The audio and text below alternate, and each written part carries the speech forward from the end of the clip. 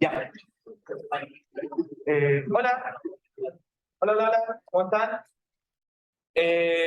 Bueno, tal como pueden ver en el enunciado, para las personas que lo tengan en físico o para las personas que tengan el enunciado en su celular, hoy vamos a trabajar con potencial eléctrico, que es el mismo tema del cual trata el ejercicio.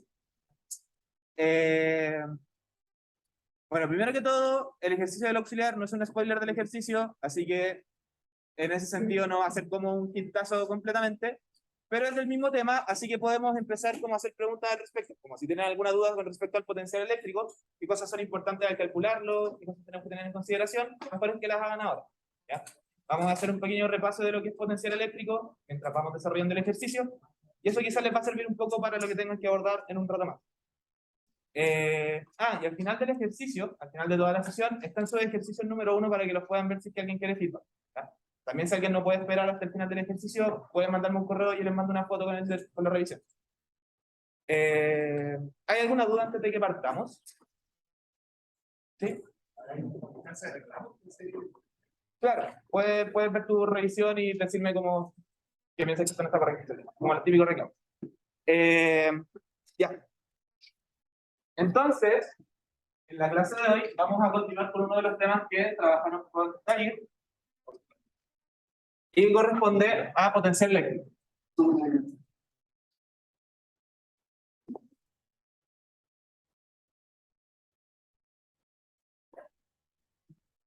¿Okay? En particular, vamos a trabajar en esta clase con una distribución de cargas que no es uniforme, ¿ya? En el sentido de que las cargas en nuestra distribución continua no están distribuidas de forma equivalente en el espacio, sino que en ciertas partes del espacio hay menos cargas, en otras partes hay más cargas, y tenemos que ver cómo abordar los ejercicios y cómo compensar ese efecto en el resultado que tengamos al final. Entonces, como vamos a trabajar con una distribución continua de cargas, la definición que vamos a ocupar para el potencial eléctrico es la que viene a través de una integral. Entonces, el potencial eléctrico en algún punto R, espacio, va a corresponder a esta típica constante, 1 partido en 4pi en 0, por la integral de la suma de la contribución de todas las cargas infinitesimales de nuestra distribución de cargas. Entonces, en esta parte de la integral, lo que ponemos es como la fórmula para el potencial de una carga puntual, pero con una forma infinitesimal. Entonces, lo que vamos a tener aquí es una carga infinitesimal de Q, dividido en el módulo del punto donde yo quiero calcular el potencial, menos un punto arbitrario de la distribución, y que corresponde más que nada al punto en donde está esta carga infinitesimal. Cuando ustedes dan esta expresión matemática, lo que tienen que recordar es que tienen alguna distribución continua de cargas, ¿ya? Tienen algún origen, desde el cual están midiendo estos vectores, ¿ya? Y tienen un punto en donde ustedes quieren calcular el potencial, ¿ya? Entonces, cuando visualizamos estas cosas, el vector R es el vector medido desde el origen que me apunta hacia donde yo quiero calcular el potencial, ¿ya? Mientras que este vector R' hace referencia a un punto arbitrario de la distribución en donde está este diferencial de carga. Entonces tenemos, por ejemplo, esta carga infinitesimal de Q, ¿ya? Y el vector R' hace referencia a la posición desde el origen de ese pequeño pedacito de carga, ¿ya? Y entonces, esta distancia que estamos viendo acá es la distancia asociada, la distancia que une la punta de los dos vectores, es decir, esa distancia es el módulo de R menos R'. ¿Ya? Eso es lo que tienen que visualizar cuando ven este tipo de expresiones. Estamos midiendo estos dos vectores desde un origen común, ¿ok? Pero el vector R hace referencia al punto donde yo quiero mi resultado, ¿ya? Y el vector R' hace referencia a un punto arbitrario de mi distribución. Entonces lo que tenemos que entender además es que cuando estamos haciendo la integral, cuando estamos haciendo todos los cálculos relacionados a la integral, este vector o las coordenadas asociadas a ese vector no van a verse afectadas, ¿ya? De hecho, nuestro resultado tiene que quedar dependiendo de las componentes de este vector. Eso es lo que nos está diciendo esta expresión. Mientras que cualquier variable asociada a la integral, cualquier variable que vayamos a usar para integrar, está relacionada directamente con el vector R', ¿ya? Y ustedes lo pueden recordar más que nada, o para poder entenderlo un poco mejor, pues cuando hablan de esta expresión, anotar el hecho de que de Q depende de R'. ¿Ya? La variable de integración, o las variables de integración, están asociadas al vector R'. ¿Okay? Porque es ese vector el que va cambiando cuando recorre mi distribución en el espacio. ¿Sí? ¿Cómo? Sí. Los límites de integración van a aparecer cuando tú decidas qué coordenadas usas para parametrizar tu distribución de carga. O por ejemplo, si tenemos una esfera maciza, usamos coordenadas esféricas, y ahí sabemos que escribimos R' como R doble. Podemos recorrer usando las coordenadas esféricas toda la esfera, y en este caso, por ejemplo, si es una esfera maciza, tendríamos que usar tanto la coordenada radial como los dos ángulos para ir recorriendo toda la esfera. ¿Hay alguna duda hasta acá? Entonces, de nuevo, cuando vean esta expresión, físicamente, recuerden un poco este tipo de condiciones geométricas que estamos trabajando. Ahora, lo importante es entender cómo trabajamos para poder sacar los límites de integración este término del integral. ¿Ya? Ese término lo vamos a usar para conectar nuestra distribución desde el punto de vista físico con las coordenadas matemáticas que vamos a usar para realizar la integral. Y en ese sentido, entonces, este de Q lo vamos a reemplazar por distintas cosas, dependiendo si tenemos una distribución en una, dos o tres dimensiones. Déjenme... Ahí sí. Ya. Entonces, cuando trabajamos en una, dos o tres dimensiones, cuando trabajamos con cables cargados, superficies cargadas o volúmenes macizos cargados, vamos a escribir este de Q en función de densidades de carga, las cuales pueden o no ser uniformes. Vamos a explicar al tiro lo que significa que sean no uniformes. Por ahora simplemente vamos a ir escribiendo cada uno de los casos. En el caso en que tenemos una distribución lineal, este diferencial de carga lo escribimos como una densidad lineal de carga por un diferencial de curso, un diferencial de línea. Y en general, esta distribución de carga, perdón, esta distribución de carga, esta densidad de carga, va a depender de R'. Eso lo que nos está diciendo es que en distintos puntos de mi distribución yo tengo cargas de distinta intensidad. Y en el caso en que la intensidad sea la misma en todos los puntos del espacio, esta función sería una función constante, que significa que es una densidad uniforme. ¿Ya? Cuando hablamos de densidades uniformes, estamos haciendo referencia a que la densidad de carga es una función constante, que nos dice que todas las cargas infinitesimales de nuestra distribución tienen exactamente la misma intensidad. En el caso superficial, tenemos algo muy parecido, pero que simplemente por notación usamos otra letra, que viene a ser sigma, para denotar una densidad superficial de carga, y esto lo multiplicamos entonces por un diferencial de superficie. ¿Ya? Y por último, si tenemos el caso de un volumen,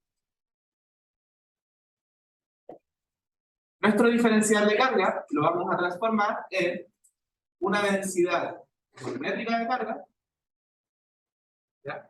Por un diferencial de volumen, que por esta clase lo voy a anotar con una V minúscula para no confundirnos con la E mayúscula de exponencial.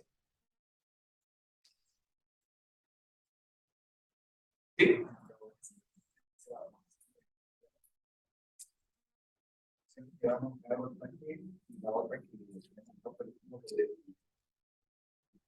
¿Ya? Son equivalentes, solo que con la primera tienes que tener el campo eléctrico calculado para poder calcular tu potencial, y con esta puedes calcularlo directamente como la suma de los potenciales de cada una de las características. Algo importante que tenemos que entender de esta expresión es que estamos usando como punto de referencia el infinito. En el infinito estamos asumiendo que el potencial se anula. Eso está diciendo de forma implícita esta expresión, porque para cada carga puntual, cuando calculamos su potencial, usamos como punto de referencia el infinito como punto donde el potencial se anula. ¿Ya? Ok, entonces, en el caso que tengamos lineal superficial o volumétrico, vamos a reemplazar nuestro diferencial de carga por alguna función que nos dice cómo se distribuye físicamente la carga en el espacio, la distribución, ¿ya? Y lo multiplicamos por un diferencial que ahora nos cambia nuestras variables, ¿ya? Algo que podemos parametrizar de forma física y de forma matemática con lo que sabemos de mecánica o del curso de clase. Y de nuevo, En los casos donde les digan densidad uniforme, ya sea lineal, superficial o de volumen, lo que significa es que esta función es una función constante. Tenemos la misma intensidad de carga en cada uno de los puntos de nuestra distribución. Perfecto. Entonces, cuando queremos calcular el potencial, o muy parecido con el campo eléctrico, porque es muy parecida, lo primero que tenemos que hacer es identificar cuál caso tenemos desde el punto de vista de la dimensión de nuestra distribución. En el caso particular de esta clase, por ejemplo, vamos a tener el caso superficial.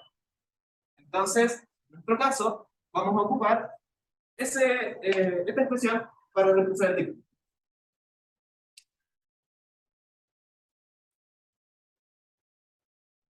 Ahora,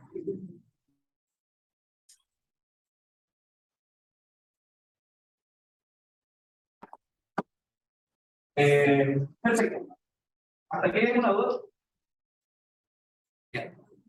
Una vez que ustedes entonces identifican cuál es el tipo de distribución que tienen, lineal, superficial o volumétrica, ¿ya?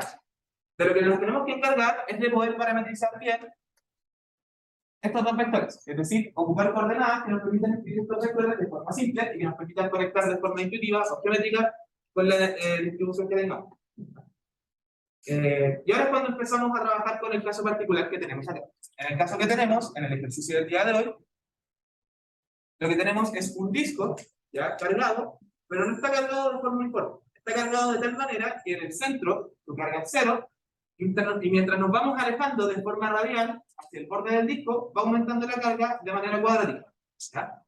De tal forma, por ejemplo, de que si yo me pongo en este punto y después me pongo en un punto al doble de distancia, voy a tener 4 veces más carga en este punto de acá.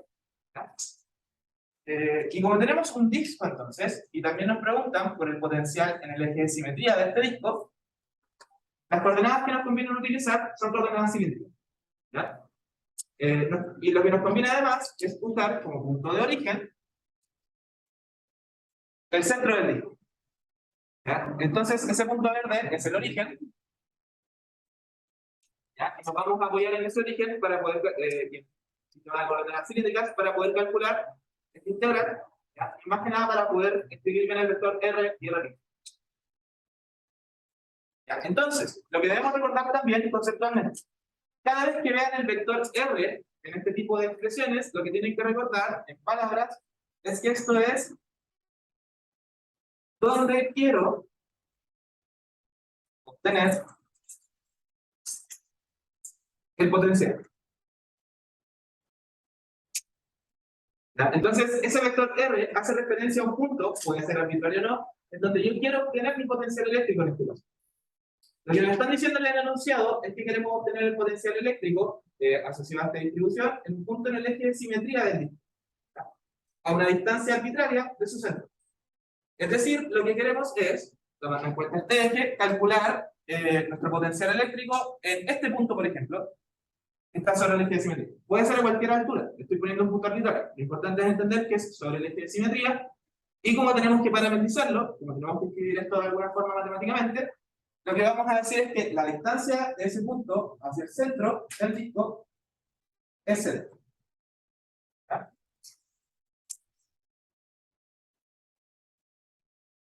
Y entonces recuerden, estamos usando coordenadas cilíndricas. Y el vector que nos permite escribir alturas, o que nos permite movernos en distintas alturas en las coordenadas cilíndricas, es el vector unitario catónico, que también viene de las coordenadas cartesianas. Entonces, en ese sentido, para este sistema, y con las coordenadas que estamos usando, y con el origen que escogimos, este vector R lo escribimos como Z en catónico. Una distancia desde el centro del disco en el eje de simetría, ¿ya? Y con eso entonces obtenemos el punto en donde queremos calcular nuestro potencial.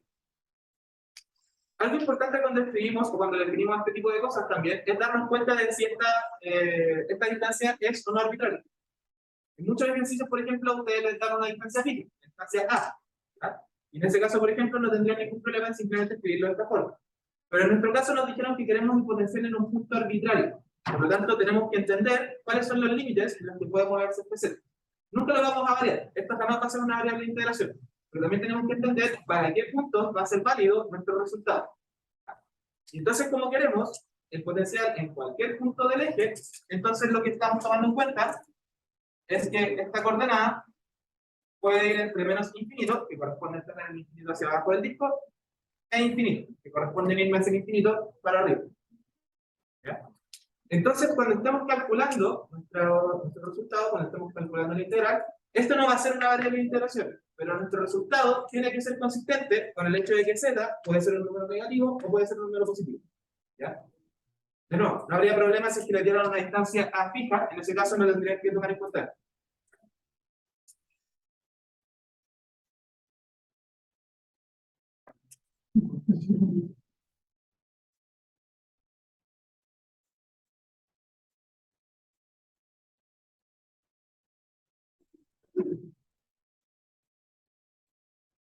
Ok.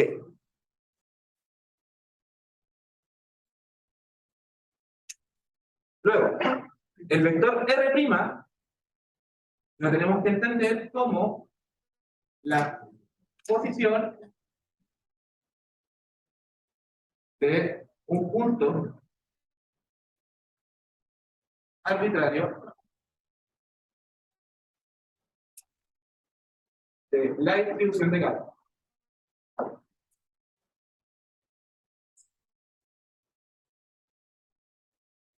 ¿Ya?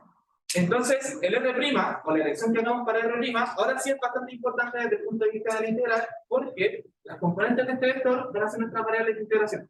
¿Ya? Es importante también, tenemos que hacer una elección de tal forma que nos permita describir un punto arbitrario de nuestra distribución. En este caso, entonces, cuando escribamos R', tenemos que escoger un vector que nos permita pararnos en cualquier punto del disco si yo cambio las coordenadas asociadas al vector. ¿Ya?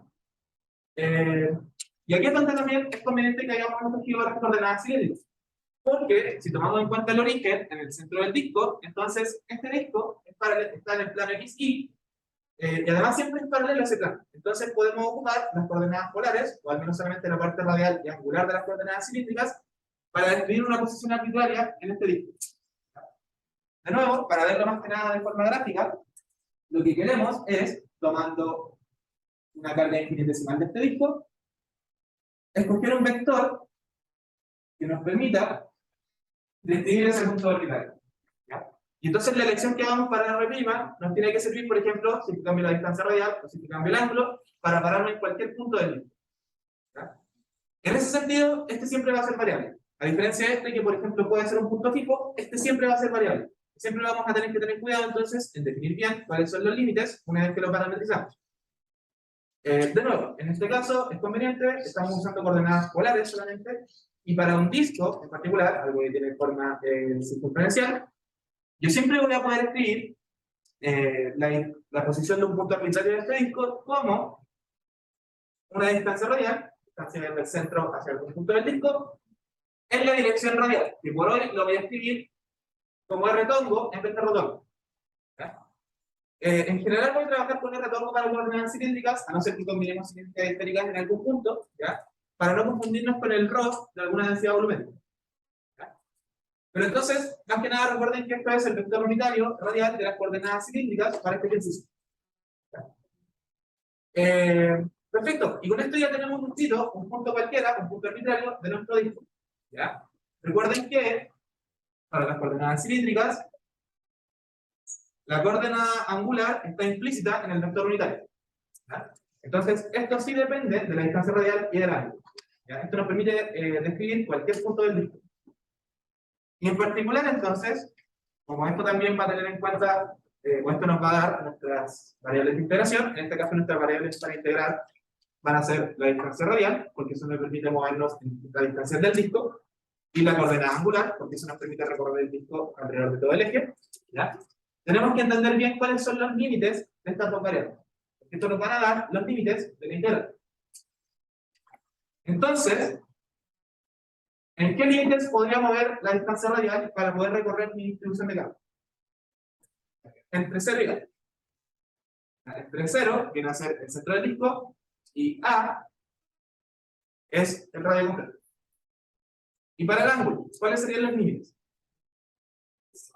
De 0 a 2pi, ¿cierto? Porque voy a recorrer todo el disco. Entonces, entre 0 y 2pi. Cuando estén los límites para el ángulo azimutal, recuerden que uno de los dos tiene que ser cerrado, porque el 0 y 2pi no da el mismo punto. Perfecto. Entonces, en este punto ya tenemos ¿cuál es la distribución que estamos usando? La distribución superficial. Ya tenemos el vector R, que es el punto donde yo quiero calcular mi campo, perdón, mi potencial, y el vector R', que es el que nos va a permitir integrar, recorrer toda la distribución a nuestro integral. Lo único que nos falta entonces, recordando la integral que estamos intentando calcular, y recordando más que nada que el de Q es esto que está aquí, lo único que nos falta calcular ahora, o lo que nos falta encontrar para poder calcular la integral, es el diferencial de superficie. ¿Ya? Lo conveniente es que el diferencial de superficie pueden sacarlo del bolsillo, pueden sacarlo de la manga, una vez que ustedes ya definen cuáles son las coordenadas que van a usar para este vector. Recuerden que estas son las variables de integración. Por lo tanto, estas dos variables tienen que conectarse con el diferencial de superficie que usamos, porque eso es lo que nos va a entregar los diferenciales asociados a las integrales. Como en este caso, estamos recorriendo un disco que es plano, o sea, que es paralelo al plano XY, ¿ya? Estamos recorriendo una superficie que tiene una altura constante.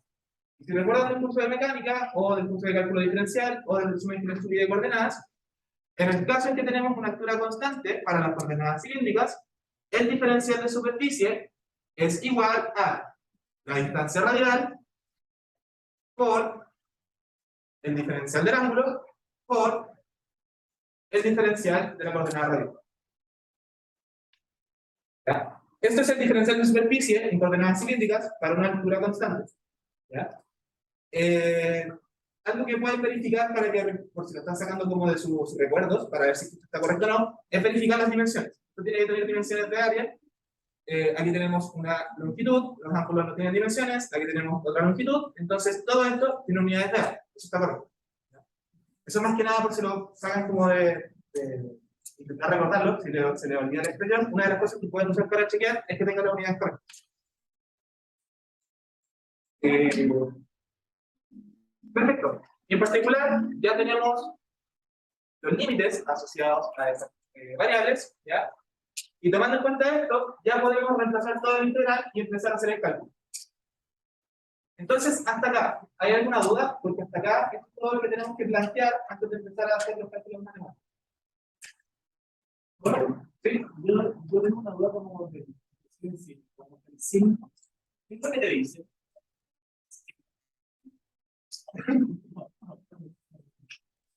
¿Signo de negativo? ¿Cómo? Un potencial es negativo. Ya. ¿Qué significa eso?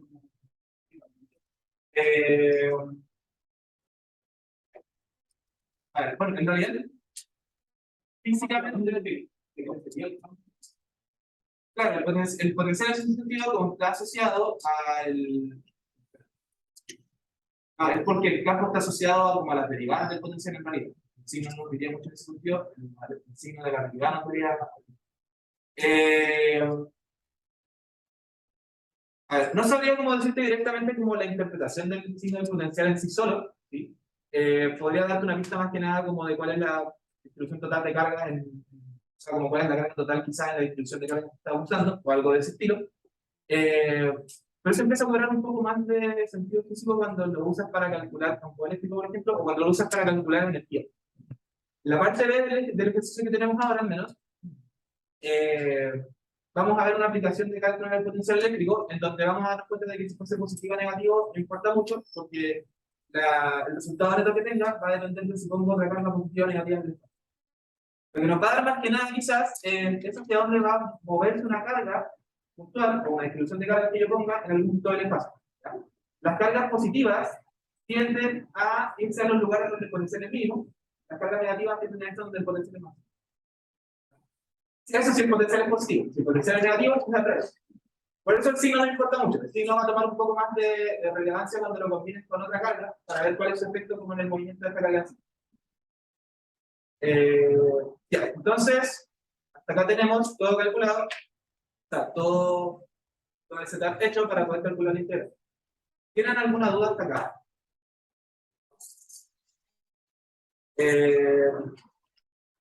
Perfecto. Entonces, Ahora reemplacemos.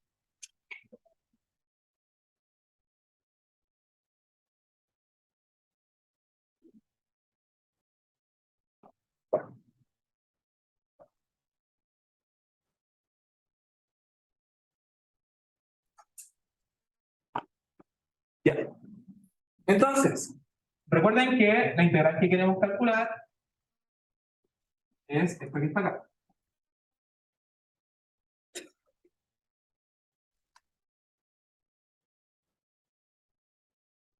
¿Ya? En donde el dq ya sabemos que lo tenemos que reemplazar por el diferencial, perdón, por la densidad de carga, por el diferencial de superficie, ¿ya? Y del enunciado ya sabemos cuál es nuestra densidad de carga. Convenientemente, en el enunciado esta densidad de carga ya está escrita con la distancia radial desde el centro del disco, ¿se acuerdan? ¿Ya? Y eso nos permite conectarlo directamente con las variables que estamos usando para integrar. Entonces, en ese sentido, se nos queda directamente escrito en la variable radial, estamos usando el integral, y esto es sigma 0 por r cuadrado partido a cuadrado. ¿Ya? El sigma 0 no tiene mucha interpretación física, más que nada nos está arreglando las unidades de esto, para que tenga unidades de densidad superficial de carga, ¿ya? Pero pueden interpretarlo también como la densidad justo en el borde del disco, ¿ya? Justo en R igual a, esto es igual a sigma 0. Pero no es nada más que eso, ya no hay nada más interpretable en esa constante. Entonces tenemos todos los elementos de este integral y vamos reemplazando. Ahora entonces, el potencial nos va a quedar dependiendo de la altura. Ya nosotros y nosotros escogimos este vector para parametrizar el punto donde yo quiero calcular el potencial, y el z nos queda como una variable entre menos infinito e infinito, así que esto va a depender de z. El resultado depende de z, eso significa que z jamás se integra, jamás va a ser una variable de integración, porque si no la perderíamos a través de los cálculos. Esto va a ser igual entonces a 1 partido en 4pi, y con 0. Eso es una integral de superficie, así que nos queda como una integral doble, ¿ya? Y ahora vamos reemplazando. Aquí tenemos que reemplazar sigma por ds. Sigma es sigma 0 por r cuadrado partido en a cuadrado, y ds es r por d phi por dr. ¿Ya? Y en el denominador vamos a tener el módulo de r, que es z catónico, menos r', que es r en r tonco. Ahora, una vez que ustedes ponen sus diferenciales, primero tienen que asegurarse de en qué orden los ponen, si es que llegaran a un sistema en donde algunas de las coordenadas no son independientes entre sí, ¿ya? Por ejemplo, en el caso del cono, que tuvieron en su ejercicio 2, la distancia radial y la altura no son independientes entre sí, porque siempre va a haber una relación a través de geometría que yo puedo encontrar entre las dos. Entonces, al momento de integrar en un volumen asociado al cono, y esto es lo mismo que cuando calculan, por ejemplo, el volumen del cono a través de integrales, tienen que hacer el buen orden de las integrales cuando ustedes tengan el cambio de variable o la equivalencia entre r y la altura. En este caso, no hay ninguna relación entre phi y r, son dos variables independientes entre sí, así que yo puedo poner los límites de integración en el orden que quiera. Los vamos a dejar como están en este punto, y entonces la primera integral, el integral del ángulo, esto va, según los límites que discutimos delante, entre 0 y 2pi, y luego tenemos la integral en el radio, que según los límites que discutimos delante, esto va entre 0 y a.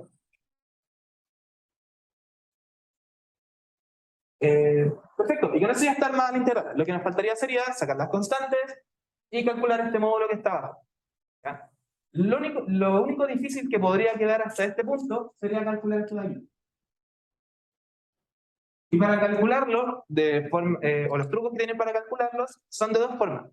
Lo pueden ver de forma geométrica, recordando que esta es la distancia que une la punta de los dos vectores que discutimos al principio, o lo pueden calcular de forma matemática si es que nos damos cuenta de que tenemos una combinación de vectores de la misma base. En este caso, R tongo y K tongo son vectores unitarios de una misma base, son vectores unitarios de las coordenadas cilíndricas. ¿Ya? A lo que voy con eso es que si yo tengo un vector cualquiera, ya con, no sé, cierta componente en la dirección radial, más cierta componente en la dirección angular más cierta componente en la dirección catongo, ¿ya? Como estos tres son vectores unitarios de una misma base, yo puedo aplicar directamente la definición de módulo que ocupan coordenadas cartesianas, ¿ya? Yo podría decir directamente que el módulo de este vector es la raíz cuadrada de la suma de las componentes al cuadrado.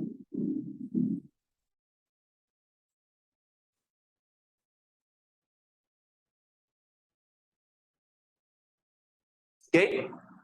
Entonces, como en este caso, el vector que está dentro de este módulo tiene componentes que están asociadas a vectores unitarios de una misma base, yo puedo calcular este módulo de forma directa. Ya, lo voy a dar vuelta más que nada para que quede en el mismo orden que tenemos acá abajo. Esto nos queda como menos R tongo, más Z en catongo. ¿Ya? Y por lo tanto, eso va a ser igual a la raíz cuadrada de menos R al cuadrado más Z al cuadrado. ¿Ya? Directamente, por el hecho de que son vectores unitarios de una misma base, puedo hacer el cálculo de esa forma. ¿Ya? Si fueran vectores unitarios de una base distinta, por ejemplo, si este R tongo fuera el R tongo de coordenadas esféricas, ustedes tendrían que hacer el cambio a sus componentes cartesianas y después calcular usando la fórmula del módulo. ¿Ya? O podrían calcular también la distancia de forma geométrica basándose en el dibujo. ¿Ya? Por ejemplo, en el dibujo podemos darnos cuenta de que esta distancia es Z, donde este es el vector R, ¿ya? Y esta es la distancia R asociada a la distancia radial. ¿Ya? Y recuerden que el módulo que estamos buscando en el denominador es la distancia que une a estos dos puntos. Como esto es un triángulo rectángulo, podemos calcular con teorema de Pitágoras y encontrar exactamente el mismo resultado.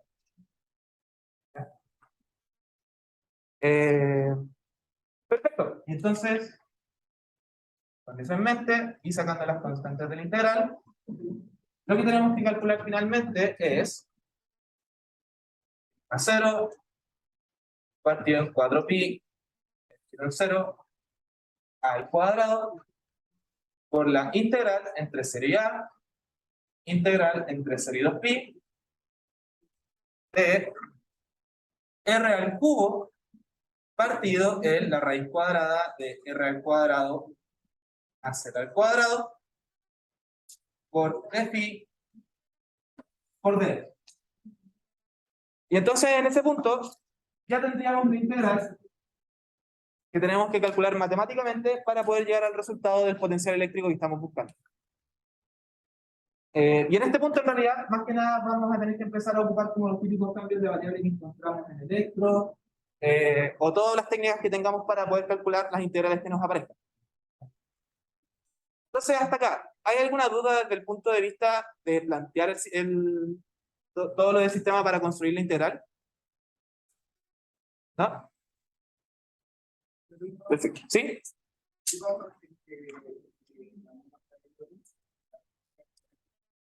¿Ya? En ese caso tendría que ocupar el teorema del coseno. Sería como lo más directo para poder calcular esa distancia y como lo típico que ocurre también en electro. ¿Ya?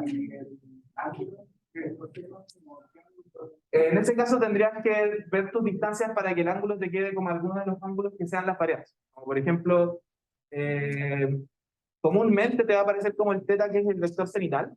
Como en general es el que te aparece en ese tipo de casos. Entonces tú construyes o aplicas el teorema del coseno para que ese ángulo te aparezca en el coseno de esa forma. Porque así puedes integrar directamente esa variable. Pero claro, si el ángulo no llega a ser recto, en la relación geométrica lo que tendrías que usar es el teorema del coseno. La siguiente clase auxiliar voy a traer algún ejercicio en el que tengamos que usar esa relación para que la podamos aplicar en tiempo real. Si no, estoy muy seguro de que en los desarrollos de ejercicios de semestres anteriores aparece algún ejercicio así. Les recomiendo ver esos desarrollos. Perfecto. ¿Hay alguna otra duda entonces? ¿Sí?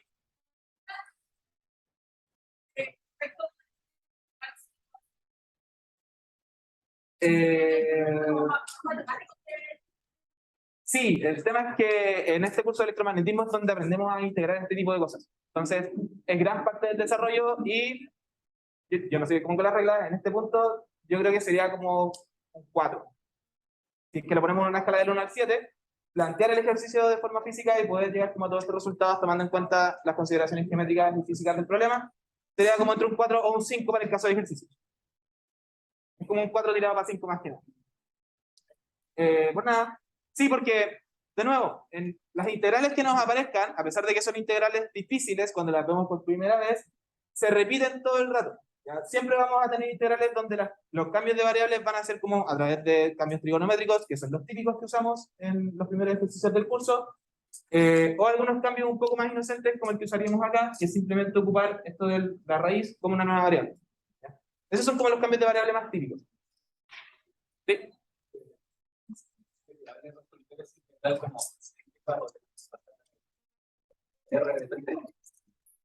No, esta distancia no depende de ti. Es el vector unitario el que depende de ti. Pero esta distancia radial no depende de ti. Esto solamente nos está diciendo qué tan lejos estamos desde el centro hasta el disco. Y lo que tú haces al sumar en el ángulo es sumar la contribución de un solo anillo, por ejemplo, y cuando integras en el radio, estás sumando la contribución de todos los anillos. Pero la distancia radial no depende de ti. R y pi son independientes entre sí. Son los vectores unitarios de las coordenadas cilíndricas los que dependen de pi.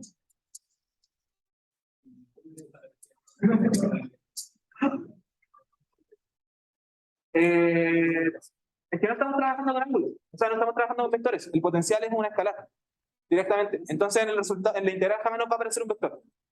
Sí. De hecho, los vectores aparecen al tiro en un módulo, entonces se eliminan cualquier vector unitario que aparezca en la expresión. Sí, eso sería un problema para el caso del campo eléctrico. Ahí tendríamos que tener como cuidado un poco.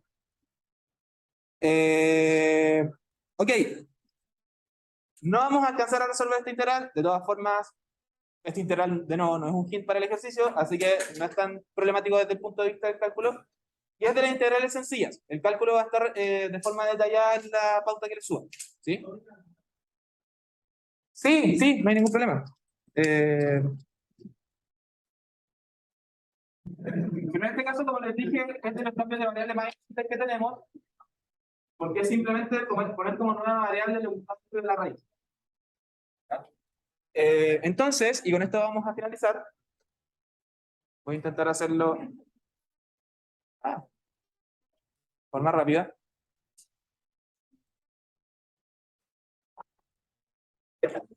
Entonces, una vez que tenemos esa integral, lo primero que podemos darnos cuenta es que nada de lo que estamos integrando depende del ángulo. Por lo tanto, la integral del ángulo la podemos hacer de forma directa. ¿Ya? Lo que estoy diciendo ahí es que la integral, ¿ya? Solamente lo voy a llamar y a lo que estamos integrando, lo puedo separar como una integral entre 0 y 2 pi, desde pi, ¿ya?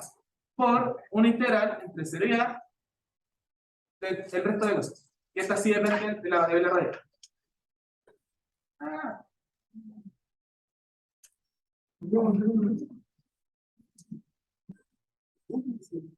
Ya. Entonces, esto nos da 2 pi. Y para esta integral, el cambio de variable que usamos es u, no distinto lo que tenemos allá, alfa igual a r cuadrado más z al cuadrado. Este tipo de cambios de variables, donde tenemos algo lineal y el cuadrado, solamente nos sirve si es que arriba tenemos la variable que queremos definir con un exponente extra. ¿Sí? Ahí el de alfa, aquí r de r, aquí r cuadrado. Aquí tenemos un r que puedo juntar con este, y el r cuadrado lo puedo escribir en función de la variable. Por eso mismo les digo que este cambio de variable sirve si es que acá arriba tenemos un exponente extra. ¿Por qué? Lo que nos estaba diciendo el compañero es que si ahora vemos el diferencial, es decir, si derivamos a ambos lados para ver cómo nos queda esto, aquí vamos a tener la derivada de r cuadrado por el diferencial de r. Y recuerden que z no tiene nada que ver con la integral. Para la integral, z es una constante, así que en el cambio de variable se eliminan al momento de buscar los diferenciales. Y por otro lado, también tenemos que r cuadrado se puede escribir como alfa menos z al cuadrado. Perfecto. Entonces, La integral entre 0 y a de r al cubo partido de la raíz cuadrada de r cuadrado más z al cuadrado nos va a quedar de la siguiente forma. Acá, ojo con lo que estoy escribiendo porque lo voy a hacer en tiempo real. Aquí dejamos un r cuadrado y juntamos un r con el diferencial. ¿Ya? Y en la relación entre los diferenciales, yo puedo tener esto, o bien puedo pasar este 2 dividiendo hacia el otro lado. Entonces, ahora tengo una equivalencia entre r de r y el diferencial de la nueva variable. Esto entonces ya está listo. Luego, el r cuadrado, yo lo puedo reemplazar con alfa cuadrado. Y lo que está dentro de la raíz, lo puedo reemplazar con la variable normal. Entonces, esto va a ser igual a una integral de alfa menos z al cuadrado por de alfa medios por la raíz de alfa. ¿Okay? Y para los límites de integración, recuerden que tenemos que reemplazar en la definición del cambio de variable. Cuando r es 0, alfa es z al cuadrado. Y cuando r es a, alfa es a cuadrado más z al cuadrado. Entonces, ahora ustedes pueden separar esta integral en dos integrales. A ver, esta. Recuerden que el z es una constante para esta integral, así que puede salir y simplemente les va a quedar la integral de raíz de alfa y la integral de 1 partido en raíz de alfa. Esas dos son integrales sencillas porque son las integrales de un polinomio, o sea, no de un polinomio, sino un monomio, de algo elevado a un exponente. Y en ese punto, entonces, la integral ya es sencilla de calcular. Eso entonces con esta parte del ejercicio, y hasta acá lo vamos a dejar, porque el resto es solo cálculo de la integral. ¿Ya? Entonces, el cálculo de la integral va a estar explícito en la pauta, la parte B también va a estar explícita en la pauta, y la vamos a discutir quizás al principio de la siguiente clase auxiliar conmigo. Eso es todo con la clase, ahora pueden ir al baño, tenemos 5 minutos y después empezamos el ejercicio.